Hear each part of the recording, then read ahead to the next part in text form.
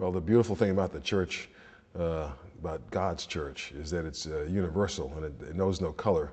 People like to make it about color, and people, because we are small sometimes, will talk about the black church or the white church, but in reality there is no thing, because those of us who know him and love him and who are filled with his spirit are part of his family, and God's family knows no color.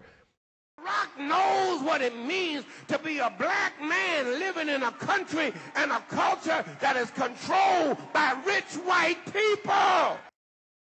Jeremiah Wright said some things about the United States of KKK, and he said GD, the United States, GD America, and some other things. And now, I didn't listen to the whole sermon, and most Americans haven't either, but they've seen these little snippets on TV. And the reason why these have caused such controversy is because they don't sound like the gospel of Jesus Christ. Because you know what Jesus said?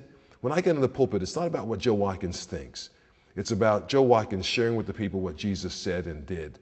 And Jesus said, you know how he said we're supposed to be with our enemies, or with people who we think have treated us poorly? He said you're supposed to love your enemies, do good to those who hate you, pray for those who despitefully use you, bless those who curse you. Jesus, when he hung on the cross, didn't turn to the people that had crucified him and said, you're going to get yours one day. Rather, instead, he lifted his eyes to heaven and said, Father, forgive them, for they know not what they do.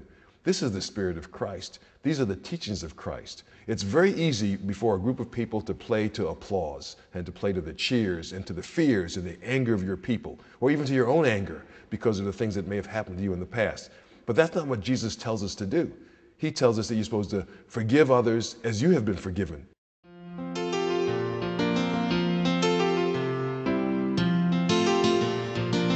There's a line that goes through everything that I've done, that is, that pulls everything together. I've had a career that looks a little bit unusual to some people. I'm a guy that went to seminary, I'm an ordained minister, and I started out as a college chaplain. I go from being a college chaplain and a campus minister to being the assistant state director for a United States senator. That seems like a little bit of a leap. And then from there to running for Congress. I was the Republican nominee for Congress from the 10th Congressional District, when there was one, in the state of Indiana.